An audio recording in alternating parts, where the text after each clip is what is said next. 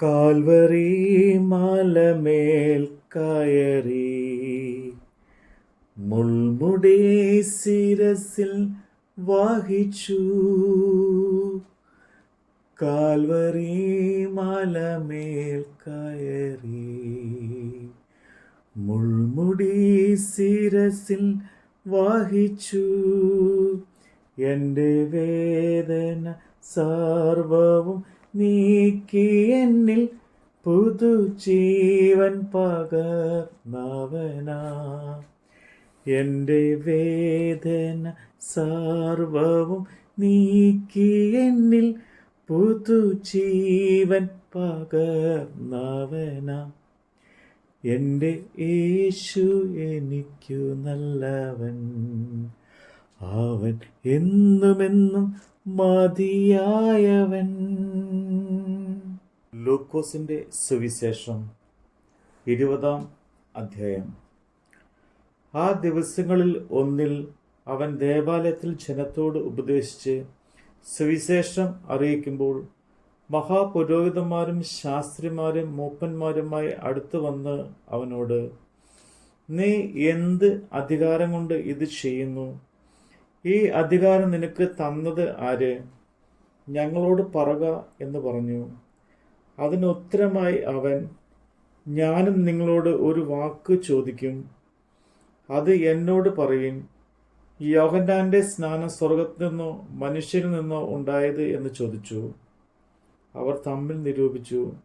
സ്വർഗത്തിൽ നിന്ന് എന്ന് പറഞ്ഞാൽ പിന്നെ നിങ്ങൾ അവനെ വിശ്വസിക്കാത്തത് എന്ത് എന്ന് അവൻ ചോദിക്കും. മനുഷ്യരിൽ നിന്ന് എന്ന് പറഞ്ഞാലോ ജനമൊക്കെയും യോഹന്നാൻ ഒരു പ്രവാചകൻ എന്ന് ഉറപ്പിച്ചിരിക്കൊണ്ട് നമ്മെ കല്ലെറിയും എന്ന് പറഞ്ഞിട്ട്, എവിടെ നിന്നോ ഞങ്ങൾ അറിയുന്നില്ല എന്ന് ഉത്തരം പറഞ്ഞു. യേശു അവരോട്, എന്നാൽ ഞാൻ ഇത് ചെയ്യുന്നത് ഇന്ന അധികാരം കൊണ്ടാകുന്നു എന്നുള്ളത് ഞാനും നിങ്ങളോട് പറയുന്നില്ല എന്ന് പറഞ്ഞു. അനന്തരം അവൻ ജനത്തോട് ഉപമ പറഞ്ഞതെന്നാൽ, ഒരു മനുഷ്യൻ ഒരു മുന്തിരിത്തോട്ടം നട്ടുണ്ടാക്കി കുടിയാന്മാരെ പാട്ടത്തിന് ഏൽപ്പിച്ചിട്ട് ഏറിയ കാലം പരദേശത്ത് പോയി പാർത്തു. സമയമായപ്പോൾ കുടിയാന്മാരുടെ തോട്ടത്തിൻ്റെ അനുഭവം വാങ്ങേണ്ടതിന് അവരുടെ അടുക്കൽ ഒരു ദാസനെ അയച്ചു. അവനെ കുടിയാന്മാർ തല്ലി വെറുതെ അയച്ചു കളഞ്ഞു. അവൻ മറ്റൊരു ദാസനെ പറഞ്ഞയച്ചു. അവനെയും അവർ തല്ലി അപമാനിച്ച് വെറുതെ അയച്ചു കളഞ്ഞു. അവൻ മൂന്നാമത് ഒരുത്തനെ പറഞ്ഞയച്ചു. അവർ അവനെയും മുറിവേൽപ്പിച്ച് പുറത്താക്കി കളഞ്ഞു. അപ്പോൾ മുന്തിരിത്തോട്ടത്തിൻ്റെ ഉടമസ്ഥൻ, ഞാൻ എന്ത് ചെയ്യേണ്ടു? എൻ്റെ പ്രിയപുത്രനെ അയക്കും, പക്ഷേ അവർ അവനെ ശങ്കിക്കും എന്ന് പറഞ്ഞു. കുടിയാന്മാർ അവനെ കണ്ടിട്ട്, ഇവൻ അവകാശി, അവകാശം നമുക്ക് ആകേണ്ടതിന് നാം അവനെ കൊന്നുകളയുക എന്ന് തമ്മിൽ ആലോചിച്ചു പറഞ്ഞു. അവർ അവനെ തോട്ടത്തിൽ നിന്ന് പുറത്താക്കി കൊന്നുകളഞ്ഞു. എന്നാൽ തോട്ടത്തിൻ്റെ ഉടമസ്ഥൻ അവനോട് എന്തു ചെയ്യും? അവൻ വന്ന് ആ കുടിയാന്മാരെ നിഗ്രഹിച്ച് തോട്ടം അന്യർക്ക് ഏൽപ്പിച്ചു കൊടുക്കും. അത് കേട്ടിട്ട് അവർ, അങ്ങനെ ഒരു നാൾ സംഭവിക്കുകയില്ല എന്ന് പറഞ്ഞു. അവനോ അവരെ നോക്കി, എന്നാൽ വീട് പണിയുന്നവർ തള്ളിക്കളഞ്ഞ കല്ല് മൂലക്കല്ലായി തീർന്നു എന്ന് എഴുതിയിരിക്കുന്നത് എന്ത്? ആ കല്ലിന്മേൽ വീഴുന്ന ഏവനും തകർന്നു പോകും. അത് ആരുടെ മേലെങ്കിലും വീണാൽ അവനെ ധൂളിപ്പിക്കും എന്ന് പറഞ്ഞു.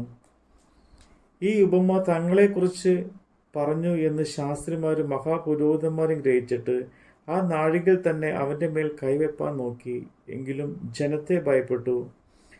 പിന്നെ അവർ അവനെ നാടുവാഴിയുടെ അധീനതയിലും അധികാരത്തിലും ഏൽപ്പിപ്പാൻ തക്കവണ്ണം അവനെ വാക്കിൽ പിടിക്കേണ്ടതിന് തക്കം നോക്കി നീതിമാന്മാർ എന്ന് നടിക്കുന്ന ഒറ്റുകാരെ അയച്ചു.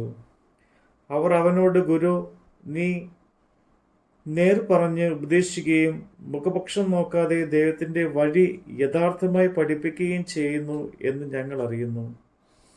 നാം കൈസർക്ക് കരം കൊടുക്കുന്നത് വിഹിതമോ അല്ലയോ എന്ന് ചോദിച്ചു. അവരുടെ ഉപായം ഗ്രഹിച്ചിട്ട് അവൻ അവരോട്, ഒരു വെള്ളിക്കാശ് കാണിപ്പിൻ, അതിലുള്ള സ്വരൂപവും മേലെഴുത്തും ആരുടേത് എന്ന് ചോദിച്ചതിന് കൈസറുടേത് എന്ന് അവർ പറഞ്ഞു. എന്നാൽ കൈസർക്കുള്ളത് കൈസർക്കും ദൈവത്തിനുള്ളത് ദൈവത്തിനും കൊടുപ്പീൻ എന്ന് അവൻ അവരോട് പറഞ്ഞു. അങ്ങനെ അവർ ജനത്തിൻ്റെ മുമ്പിൽ വെച്ച് അവനെ വാക്കിൽ പിടിപ്പാൻ കഴിയാതെ അവൻ്റെ ഉത്തരവിൽ ആശ്ചര്യപ്പെട്ട് മിണ്ടാതിരുന്നു. പുനരുദ്ധാനമില്ല എന്ന് പറയുന്ന സാധുക്യർ ചിലർ അടുത്ത് വന്ന് അവനോട് ചോദിച്ചത്, ഗുരു, ഒരുത്തൻ്റെ സഹോദരൻ വിവാഹം കഴിച്ചിട്ട് മക്കളില്ലാതെ മരിച്ചുപോയാൽ അവൻ്റെ സഹോദരൻ അവൻ്റെ ഭാര്യയെ പരിഗ്രഹിച്ച് സഹോദരന് സന്തതിയെ ജനിപ്പിക്കണമെന്ന് മോശ എഴുതിയിരിക്കുന്നു. എന്നാൽ 7 സഹോദരന്മാർ ഉണ്ടായിരുന്നു. അവരിൽ ഒന്നാമത്തവൻ ഒരു സ്ത്രീയെ വിവാഹം കഴിച്ചു, മക്കളില്ലാതെ മരിച്ചുപോയി. രണ്ടാമത്തവനും മൂന്നാമത്തവനും അവളെ പരിഗ്രഹിച്ചു. ആവണ്ണം 7 പേരും ചെയ്തു, മക്കളില്ലാതെ മരിച്ചുപോയി. ഒടുവിൽ സ്ത്രീ മരിച്ചു. എന്നാൽ പുനരുദ്ധാനത്തിൽ അവൾ അവരിൽ ഏവന് ഭാര്യയാകും. 7 പേർക്കും ഭാര്യയായിരുന്നുവല്ലോ എന്ന് യേശു ഉത്തരം പറഞ്ഞത്. ഈ ലോകത്തിൻ്റെ മക്കൾ വിവാഹം കഴിക്കുകയും വിവാഹത്തിന് കൊടുക്കുകയും ചെയ്യുന്നു. എങ്കിലും ആ ലോകത്തിലും മരിച്ചവരിൽ നിന്നുള്ള പുനരുദ്ധാനത്തിലും യോഗ്യരായവർ വിവാഹം കഴിക്കുകയില്ല, വിവാഹത്തിന് കൊടുക്കപ്പെടുകയുമില്ല. അവർക്ക് ഇനി മരിപ്പാനും കഴിയുകയില്ല. അവർ പുനരുദ്ധാന പുത്രന്മാരാകിയാൽ ദൈവദൂതർ തുല്യരും ദൈവപുത്രന്മാരും ആകുന്നു. മരിച്ചവർ ഉയർത്തെഴുന്നേൽക്കുന്നു എന്നതോ മോശയും മുൾപ്പടപ്പ് ഭാഗത്ത് കർത്താവിനെ അബ്രഹാമിൻ്റെ ദൈവവും ഇസ്ഹാക്കിൻ്റെ ദൈവവും യാക്കോബിൻ്റെ ദൈവവും എന്ന് പറയുന്നതിനാൽ സൂചിപ്പിച്ചിരിക്കുന്നു. ദൈവമോ മരിച്ചവരുടെ ദൈവമല്ല, ജീവനുള്ളവരുടെ ദൈവമത്രേ. എല്ലാവരും അവന് ജീവിച്ചിരിക്കുന്നുവല്ലോ.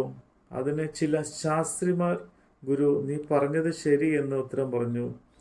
പിന്നെ അവനോട് ഒന്നും ചോദിപ്പാൻ അവർ തുനിഞ്ഞതുമില്ല.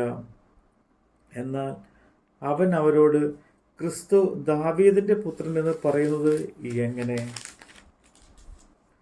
കർത്താവ് എൻ്റെ കർത്താവിനോട്, ഞാൻ നിന്റെ ശത്രുക്കളെ നിന്റെ പാദപീഠമാക്കോളും എൻ്റെ വലത്തുഭാഗത്തിരിക്ക എന്ന് അരുളി ചെയ്തു എന്ന് സങ്കീർത്തന പുസ്തകത്തിൽ ദാവീദ് തന്നെ പറയുന്നുവല്ലോ. ദാവീദ് അവനെ കർത്താവ് എന്ന് വിളിക്കുന്നു. പിന്നെ അവൻ്റെ പുത്രനാകുന്നത് എങ്ങനെ എന്ന് ചോദിച്ചു. എന്നാൽ ജനമൊക്കെയും കേൾക്കെ അവൻ തൻ്റെ ശിഷ്യന്മാരോട് നീലയങ്കികളോടെ നടപ്പാൻ ഇച്ഛിക്കുകയും അങ്ങാടിയിൽ വന്ദനവും പള്ളിയിൽ മുഖ്യ സ്ഥാനവും അത്താഴത്തിൽ പ്രധാന സ്ഥലവും പ്രിയപ്പെടുകയും ചെയ്യുന്ന ശാസ്ത്രിമാരെ സൂക്ഷിച്ചുകൊള്ളുവിൻ. അവർ വിധവകളുടെ വീടുകളെ വിഴുങ്ങുകയും ഉപായരൂപേണ ദീർഘമായി പ്രാർത്ഥിക്കുകയും ചെയ്യുന്നു. അവർക്ക് ഏറ്റവും വലിയ ശിക്ഷാവിധി വരും. നമ്മുടെ കർത്താവിൻ്റെ വചനമാണ് നമ്മൾ കേട്ടത്. മരുഭൂയാത്രയതികഠിനം,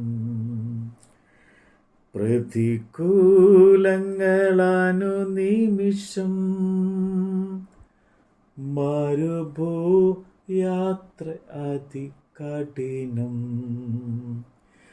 പ്രതികൂലങ്ങളനുനിമിഷം. പകൽ മേഘസ്തംഭം, രാത്രിയാഗ്നിത്തുണ എന്നെ അനുദിനം വഴി നടത്തും. പകൽ മേഘസ്തംഭം, രാത്രിയാഗ്നിത്തുണ എന്നെ അനുദിനം വഴി നടത്തും. എൻ്റെ യേശു എനിക്കു നല്ലവൻ, അവനെന്നുമെന്നും മതിയായവൻ. ആപത്തിൽ രോഗത്തിൽ വൻപ്രയാസങ്ങളിൽ മനമേ അവൻ മതിയായവൻ.